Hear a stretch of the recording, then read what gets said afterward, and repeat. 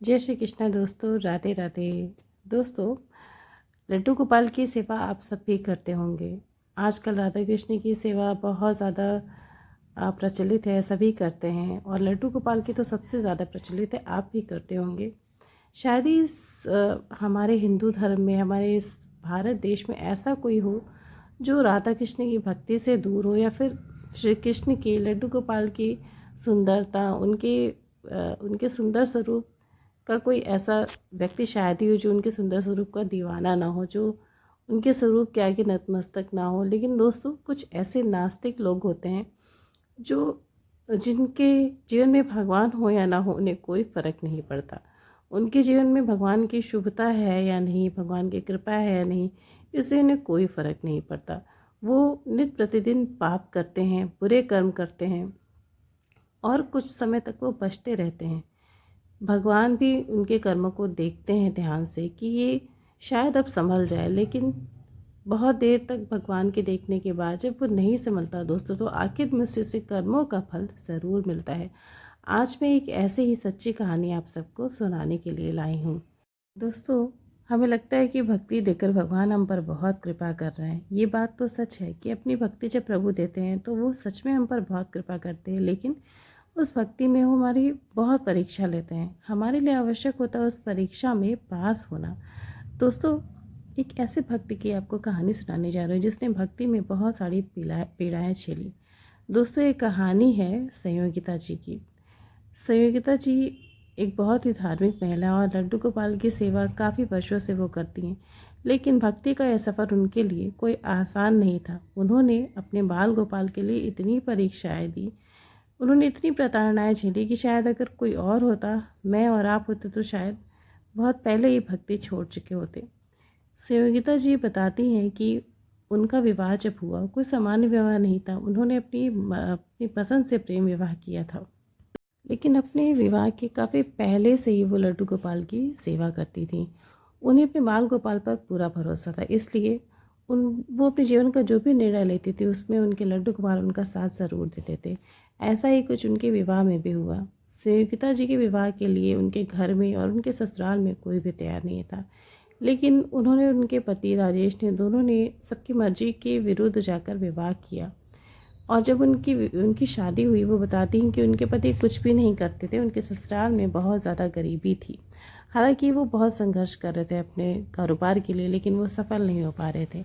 संयोगिता जी का विवाह होने के कुछ ही दिनों के बाद, जैसे ही उनके बाल गोपाल उनके ससुराल में आए, कुछ ही दिनों के बाद वो बताती हैं कि उनके ससुराल की स्थिति धीरे धीरे बदलने लगी।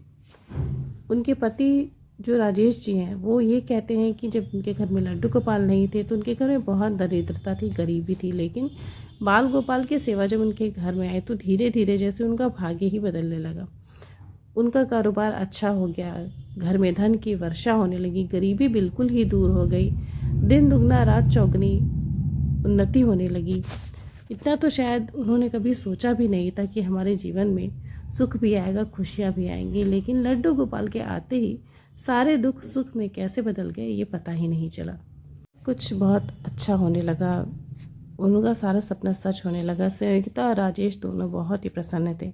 अगर कोई समस्या थी तो वो बस ये थी कि संयोगिता को लड्डू गोपाल की सेवा में अपने ससुराल में बहुत समस्या आती थी, क्योंकि उनकी ससुराल में सभी नॉनवेज खाने वाले थे। खासकर उनकी जो सास थी वो बहुत ज़्यादा मांसाहारी थी। वो बिल्कुल नास्तिक थी, पूजा पाठ नहीं करती थी, और लड्डू गोपाल की सेवा तो बहुत दूर की बात है, वो किसी भी देवी देवता की पूजा नहीं करती थी। ना ही वो रोज़ स्नान करती थी, ना वो कोई व्रत उपवास करती थी। उनके अंदर ऐसा कोई भी संस्कार नहीं था जो सामान्यतः महिलाओं में होता है या फिर होना चाहिए। और साथ में जब संयोगिता जी लड्डू गोपाल की सेवा करती थी तो वो उसमें बहुत ज़्यादा बाधाएं डालती थी। संयोगिता जी अपनी सास की बहुत सेवा करती थी, फिर भी उनकी किसी बात का जवाब नहीं देती थी। वो सिर्फ इसलिए चुप रहती थी कि कहीं ऐसा ना हो कि वो लड्डू गोपाल को घर से हटाने के लिए बोलने लगे, और ये संयोगिता के लिए बिल्कुल असंभव था। वो दोनों पति पत्नी बाल गोपाल के बड़े हृदय से सेवा करते थे। विवाह के करीब 8-9 महीने के बाद संयोगिता जी गर्भवती हो गई, और गर्भावस्था के दौरान उन्हें थोड़ी सी शारीरिक समस्या, थोड़ी सी कठिनाई उनकी अवस्था में आ गई, इसलिए वो बहुत ज़्यादा घर का काम नहीं कर पाती थी। डॉक्टर ने उन्हें आराम करने के लिए बोला था। इसलिए वो अपने घर के जो काम पहले करती थी अब वो नहीं कर पाती थी। लड्डू गोपाल की सेवा भी वो बहुत कम कर पाती थी। जितना वो पहले करती थी उस तरह से वो बाल गोपाल की सेवा अभी अपनी गर्भावस्था में नहीं कर पा रही थी। योगिता जी बताती हैं कि जब उनकी गर्भावस्था का 7वां महीना चल रहा था तब एक बार उनकी स्थिति, उनकी तबीयत बहुत ज़्यादा ख़राब हो गई थी। उन्हें अचानक से बहुत ज़्यादा रक्तस्राव शुरू हो गया। जब उन्होंने डॉक्टर को दिखाया वो बहुत ज़्यादा डर गई थी कि कहीं ऐसा तो नहीं कि उनके होने वाले बच्चे को कोई खतरा है या फिर उनका गर्भपात हो रहा है। वो बहुत ज़्यादा परेशान हो गई थी। उन्होंने डॉक्टर को दिखाया और डॉक्टर ने उन्हें बोला कि आपको कोई भी काम नहीं करना है, पूरी तरह से आराम करना है। आपको पूजा पाठ भी नहीं करना, आपको सिर्फ अपने बिस्तर पर दिन भर लेटे रहना है। अगर आप उठी या किसी भी तरह का कोई भी काम की तो आपका गर्भपात भी हो सकता है। डॉक्टर के ऐसा कहने के बाद संयोगिता बहुत ज़्यादा डर गई। उनके पति ने भी उन्हें पूरी तरह बेड रेस्ट करने को बोला। वो बेड रेस्ट तो कर रही थी लेकिन फिर भी उस दौरान उन्होंने अपने बाल गोपाल की सेवा नहीं छोड़ी। वो अपने लड्डू गोपाल पर भरोसा करके उनकी सेवा करती रही। रोज उन्हें स्नान कराती थी, अपने हाथों से भोग बनाकर उन्हें खिलाती थी। हालांकि उनके पति, उनकी सासू ने कहती थी कि डॉक्टर ने तुम्हें काम करने के लिए मना किया तो तुम मत करो, कोई भी समस्या हो सकती है, फिर तुम जीवन भर पछता सकती हो। लेकिन संयोगिता को अपने लड्डू गोपाल पर इतना भरोसा था कि वो उनकी सेवा उस दौरान भी करती रही और धीरे धीरे सारी स्थिति ठीक हो गई। संयोगिता को कुछ दिनों बाद एक बहुत ही प्यारा सा बेटा पैदा हुआ। डिलीवरी के बाद जो 1-1.5 महीने का जो जो छूत की स्थिति होती है, जिस स्थिति में महिलाएं पूजा पाठ नहीं कर सकती, उस स्थिति में संयोगिता ने अपनी सास को लड्डू गोपाल की सेवा करने के लिए बोला। उनकी सास को की इच्छा तो नहीं थी बाल गोपाल की सेवा करना, लेकिन फिर भी संयोगिता के दबाव की वजह से उन्होंने सेवा के लिए हाँ बोल दिया कि ठीक है, मैं कर दिया करूँगी तेरे लड्डू गोपाल की सेवा। संयोगिता जी इसलिए निश्चिंत हो गई और वो अपना ध्यान अपने बच्चे के ऊपर देने लगी, क्योंकि ये भी बच्चा बहुत ज़्यादा छोटा था। वो दिन भर रोता था, इसके बहुत सारे काम होते थे, तो वो उस दौरान बाल गोपाल को देखने नहीं जाती थी। एक दिन की बात है, संयोगिता के दिमाग में आया कि बहुत दिन हो गए लड्डू गोपाल को देखे और मैं उनकी पूजा तो भी नहीं कर सकती, लेकिन मेरी इच्छा हो रही उनके दर्शन करने की। उस समय उनकी इच्छा हुई कि एक बार खिड़की से ही जाकर लड्डू गोपाल को देख लो, बहुत दिन हो गए। आज देखते हुए उन्होंने कौन सी पोशाक धारण की है, उन्होंने कौन से आभूषण पहने हैं, बहुत दिनों से मैंने उन्हें देखा नहीं। उन्होंने अपने बच्चे को बिस्तर पर सुलाकर वो लड्डू गोपाल के कमरे के बाहर जाकर खिड़की से झांकने लगी, ये देखने के लिए उनके लड्डू गोपाल कैसे हैं। लेकिन खिड़की में झांकते समय उन्होंने जो दृश्य देखा वो देखकर संयोगिता का दिल दहल गया। उनके पैरों तले ज़मीन खिसक गई। उन्हें ऐसा प्रतीत हुआ कि उनके लड्डू गोपाल के साथ कोई महापाप कर रहा है। उन्होंने देखा कि पूजा वाले कमरे में उनकी सास लड्डू गोपाल के उनका जो जल का लोटा होता है, जो उनका गिलास होता है, उसमें एक अंडा तोड़कर मिला रही हैं। ये दृश्य देखकर संयोगिता के रोंगटे खड़े हो गए। उसे विश्वास नहीं हुआ कि मैं क्या देख रही हूँ। अम्मा ऐसे कैसे कर सकती हैं? क्या वो पागल तो नहीं हो गई हैं? ना तो वो बच्ची और ना ही पागल, फिर वो ऐसी हरकत कैसे कर सकती हैं? संयोगिता उस समय अपवित्र अवस्था में थी, लेकिन फिर भी उसे दौड़कर कमरे में जाना पड़ा।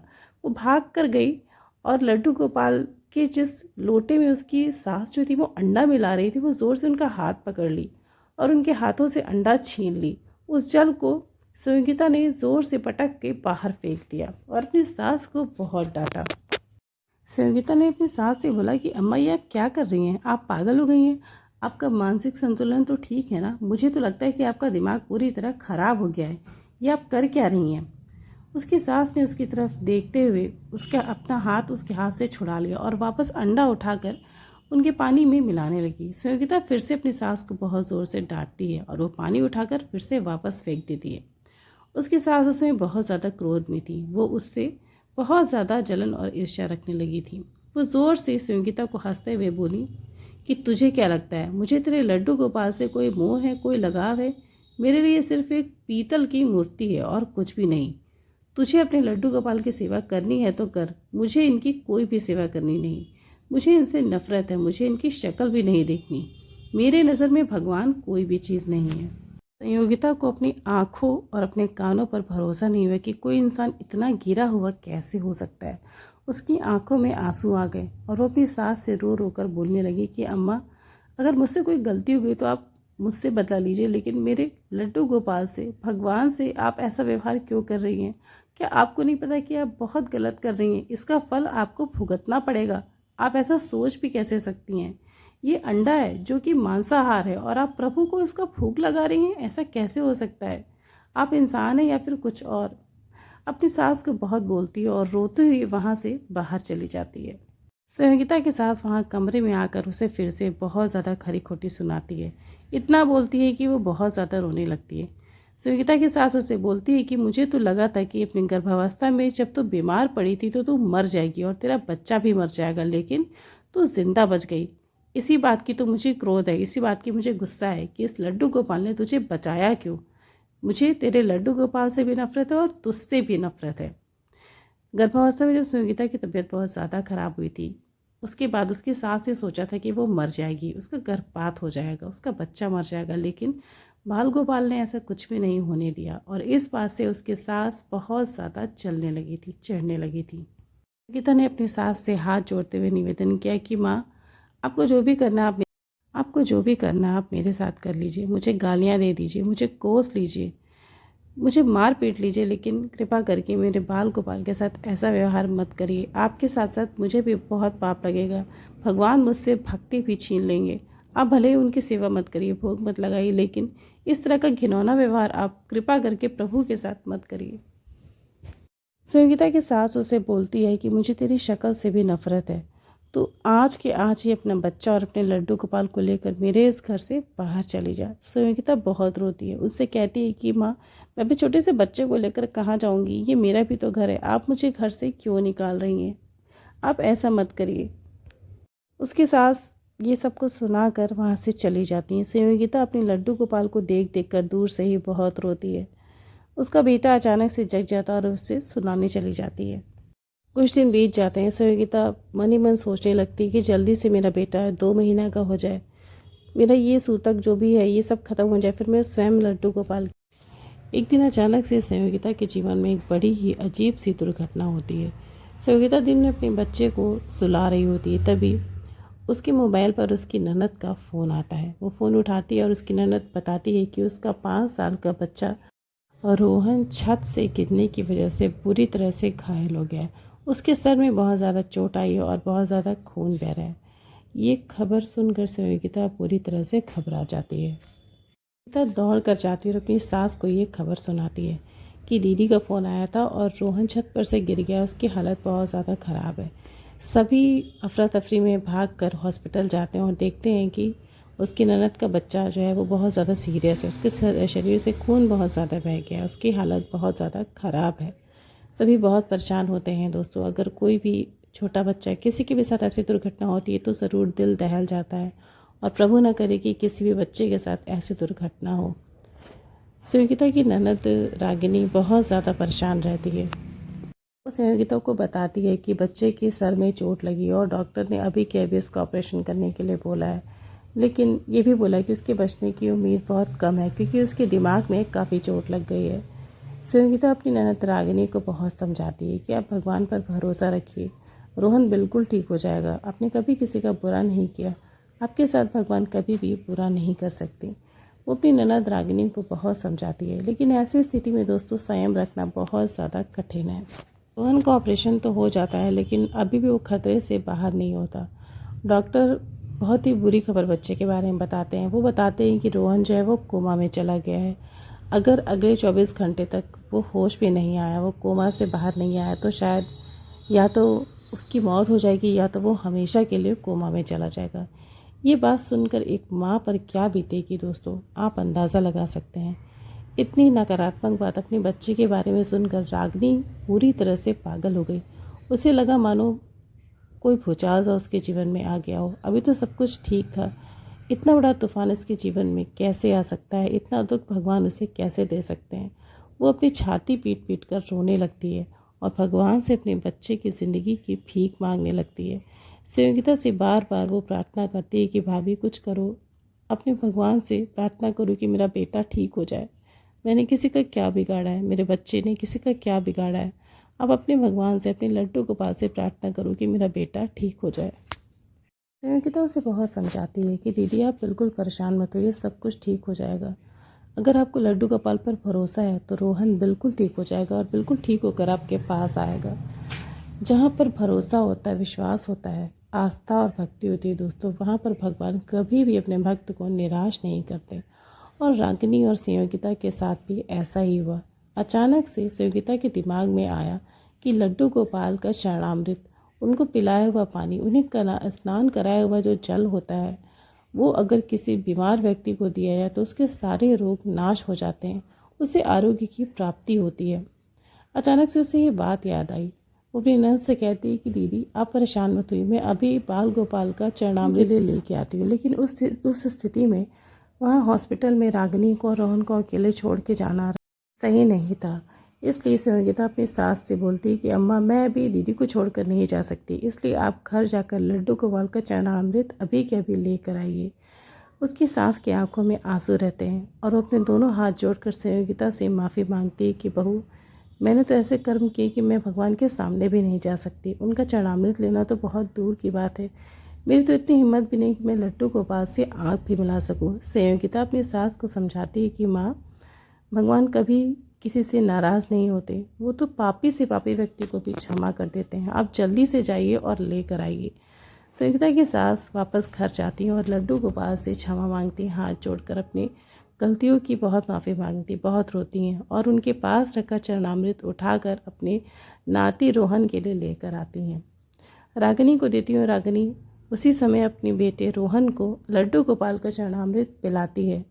उसके मस्तक पर चरणामृत को लगाती है, वृंदावन की रज को उसके मस्तक पर और पूरे शरीर पर लगाती है। और दोस्तों, बाल गोपाल के चमत्कार से थोड़ी ही देर में रोहन अपनी आंखें खोल देता है। वो धीरे धीरे सब कुछ देखने लगता है, सबको पहचानने लगता है, अपनी माँ को देखता है और धीरे से मुस्कुराता है। उसकी इस मधुर मुस्कान को देखकर रागिनी की जान में जान आ जाती है। उसे ऐसा लगता है मानो उसका एक नया जन्म हुआ हो, उसे फिर से ज़िंदगी मिली हो। रागिनी अपने बेटे रोहन को अपने सीने से, अपनी छाती से लगा लेती है और बहुत रोती है। भाभी संयोगिता को बहुत धन्यवाद देती है। रागिनी बोलती है कि भाभी, आज अगर आप नहीं होती, अगर आपने बाल गोपाल का चरणामृत मेरे बेटे को नहीं दिया होता तो शायद आज मेरी गोद सूनी हो गई होती, मेरा बेटा इस दुनिया में जिंदा नहीं होता। ये सब आपकी मेहरबानी से हुआ, आपकी कृपा से हुआ। संयोगिता उसे समझाती है कि नहीं रागिनी, सब कुछ भगवान ने पहले से ही रच के रखा है, बस ये सब हमारे साथ घटित हो रहा है और हम इस चीज़ को अब समझ रहे हैं। भगवान तो इतने कृपालु हैं कि वो हर बुरे से बुरे व्यक्ति पर अपनी कृपा करने के लिए हमेशा तैयार, हमेशा अग्रणी रहते हैं, हमारे सामने खड़े रहते हैं। बस हम उन्हें पहचान नहीं पाते, हम उनके साथ को महसूस नहीं कर पाते, क्योंकि हमारा भरोसा भगवान पर नहीं होता। दोस्तों, संयोगिता की सास बहुत ज़्यादा लज्जित होती हैं। वो बार बार उससे माफ़ी मांगती हैं कि बहू, मुझे अधिकार नहीं तुझसे माफ़ी मांगने का, लड्डू गोपाल की सेवा कर, लेकिन एक पापी समझकर मुझे क्षमा कर दे, मुझे माफ़ कर दे बहू। तेरी जैसी बहू तो नसीब वालों को मिलती है, लेकिन मैंने तेरी कीमत नहीं समझी, तुझे दर्जा नहीं दिया अपनी बहू का। संयोगिता अपनी सास को कहती है कि माँ, जो भी हुआ उससे भूल जाइए, लेकिन अब उस गलती को कभी भी भगवान के साथ मत दोहराइएगा। भगवान ने आपको एक आखिरी मौका दिया अपनी भक्ति का। भगवान की भक्ति करिए, लड्डू गोपाल की सेवा करिए, आपके सारे पाप स्वतः नष्ट हो जाएंगे। तो दोस्तों, देखा कि संयोगिता के जीवन में लड्डू गोपाल कैसे कैसी लीलाएँ किए और रागिनी के बेटे रोहन को बाल गोपाल ने कैसे नया जीवन दिया, उसे मौत के मुंह से कैसे बाहर खींच के लाए। ये सच्ची घटना अगर आपके दिल को छूती हो दोस्तों, तो ज़रूर अपने दोस्तों के साथ इसे शेयर करिए और मेरे चैनल को अवश्य सब्सक्राइब करिए। राधे राधे।